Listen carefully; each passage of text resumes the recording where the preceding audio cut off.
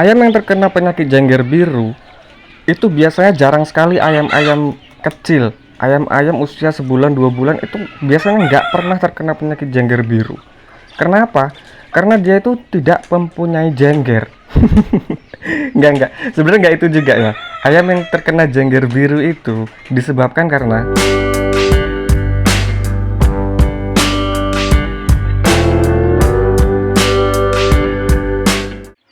Assalamualaikum warahmatullahi wabarakatuh. Kembali lagi di channel Generasi Bang Juan Peternakan. Oke, saya sudah mulai semangat lagi nih buat kontennya. Sudah mulai lagi semangat ngeser-ngeser ilmu tentang peternakan ayam kampungnya. Di video kali ini tentang penyakit jengger biru ya. Kemarin ada yang tanya di kolom komentar, "Bang, ayam saya terkena penyakit jengger biru. Dia nggak mau makan, maunya cuma minum aja. Gimana solusinya bang?" katanya gitu. Oke, solusinya adalah yang pertama, penyakit jengger biru itu biasanya menjangkit ayam-ayam jago, ayam-ayam pejantan atau pacekan. Kenapa? Karena ayam-ayam kecil itu biasanya jarang sekali terkena penyakit jengger biru. Seperti di video di cerita saya awal tadi, bukan karena ayam kecil tidak mempunyai jengger, tapi memang nggak tahu kenapa ayam kecil tuh biasanya jarang sekali terkena penyakit jengger biru. Karena jengger biru tuh biasanya raut wajahnya juga ikut pucat dan membiru. Kalau ayam kecil beda lagi, paling dia pucat aja dan lemas, tidak sampai biru gitu. Kalau ayam dewasa atau pejantan, pacekan itu biasanya sering terkena penyakit jengger biru. Mungkin karena imunnya dia terlalu kuat dibandingkan ayam-ayam usia 1 bulan 2 bulanan, jadi dia sudah melewati fase di mana terjadi kepucatan pada wajahnya sampai di akhirnya membiru. Sedangkan ayam kecil itu biasanya masih pucat, lemas dan mati. Jadi tidak sampai biru. Itu logika yang saya bisa terima gitu.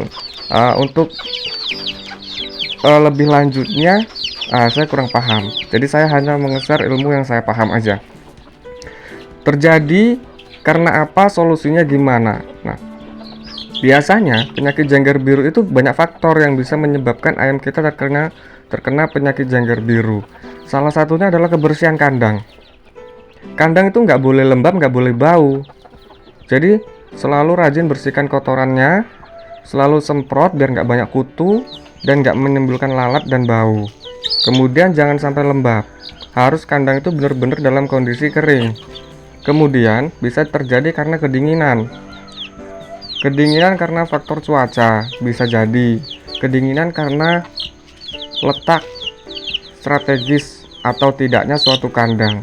Jika kandang kita mudah terkena hempasan angin malam, ya kita harus mengantisipasinya. Bagaimana caranya supaya angin malam tidak masuk ke kandang, dengan cara membuat tirai ataupun sebagainya.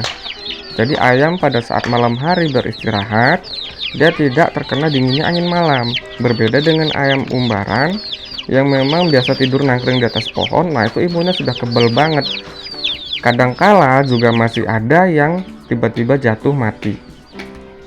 Apalagi ayam-ayam yang semi umbaran yang masih biasa mengkek gitu, dengan kehadiran kita masih kita kontrol, kita awasi, kita manja-manja gitu. Mereka juga ya butuh perhatian lebih dari sekedar itu gitu. Nah, salah satunya itu ya, kebersihan kandang, kelembapan atau kekeringannya itu benar-benar kita cek, kita kontrol.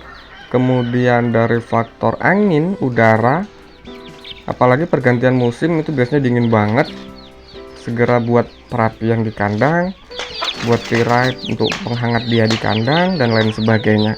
Kemudian pemberian jamu-jamuan. Jika sampean tidak menggunakan vaksin dalam beternak ayam kampung, sampean harus rutin memberikan jamu-jamuan. Saya tidak ada video tentang jamu-jamuannya, sudah saya hapus semua filenya dan saya belum buat lagi nih. Tapi kalau sampean mau lihat di video-video awal saya, banyak kok saya share tentang jamu-jamuan ayam dan bagaimana cara membuatnya juga sudah ada di sana. Cek aja video-video sebelum ini di awal-awal, itu ada pembuatan jamu-jamuan herbal untuk ayam. Apa aja komposisinya, bahan-bahannya apa aja, takarannya berapa banding berapa, dan bagaimana cara mengaplikasinya, itu sudah ada semua di sana. Jadi sampean tinggal cek aja. Oke, kemudian setelah fase demi fase kita rutin memberikan jamu-jamuan, Pakannya juga harus yang mengandung gizi yang cukup untuk ayam tersebut. Saya sering banget nge-share video tentang pakan murah. Walaupun saya menggunakan pakan murah, pakan-pakan alternatif, tapi saya tidak pernah meninggalkan yang namanya pur pabrikan. Sedikit-sedikit tetap saya kasih pur pabrikan dan jagung giling, karena memang pakan dari ayam itu beraneka ragam. Nah, ini sudah saya share kemarin di video saya di channel satu lagi nih, Bang Juan Peternakan. Nah, ayam itu makannya beraneka ragam. Sampean sembeli ayam itu, nanti di temboloknya itu terdapat beraneka ragam. Ada hijauan, ada pasir, ada batu, ada cangkang telur, ada tanah, ada buah, limbah rumah tangga, pur, jagung, itu beraneka ragam di dalamnya. Jadi dia makan semuanya tapi sedikit gitu. Jadi walaupun saya menggunakan pakan alternatif, saya tidak pernah meninggalkan yang namanya pakan pabrikan. Saya hanya mengurangi takarannya saja supaya tidak bengkak di kos pakan. Seperti itu. Nah, kemudian jika itu sudah kita lakukan, tahap demi tahap sudah kita lakukan, tapi sudah terlanjur ayam kita yang terkena penyakit jengger biru, cara mengatasinya atau menyembuhkannya adalah dengan memberikan dosis jamu-jamuannya itu lebih daripada biasanya. Kemudian kalau untuk masalah obat-obatan herbalnya, biasanya saya cukup memberikan tetraklor. Tetraklor itu obat ayam untuk ayam yang terkena senot, karena penyakit jengger biru itu adalah ciri-ciri ayam itu terkena senot.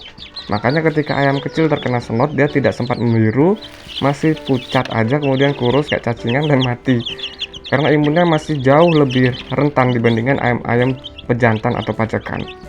Ayam pejantan atau pacekan itu imunnya sudah jauh lebih kuat, makanya dia bisa menahan penyakit dalam tubuhnya sampai akhirnya dia jenggernya dan wajahnya membiru, nggak selera makan. Berikan vitamin-vitamin yang secukupnya, yang memang untuk menambah nafsu makannya. Kalau saya yaitu tetraklor.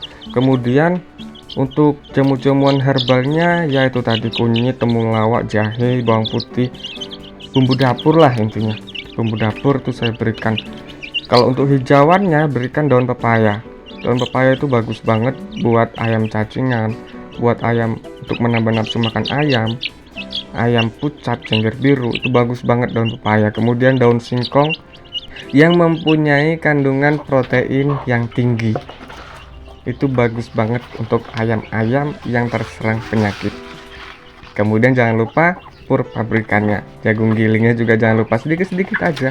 Jadi gunanya pakan alternatif itu tadi itu ya, pakan alternatif bukan pakan pokok tapi pakan selingan aja supaya kita tidak bengkak di kos pakan. Oke, mudah-mudahan bermanfaat ya. Wassalamualaikum warahmatullahi wabarakatuh.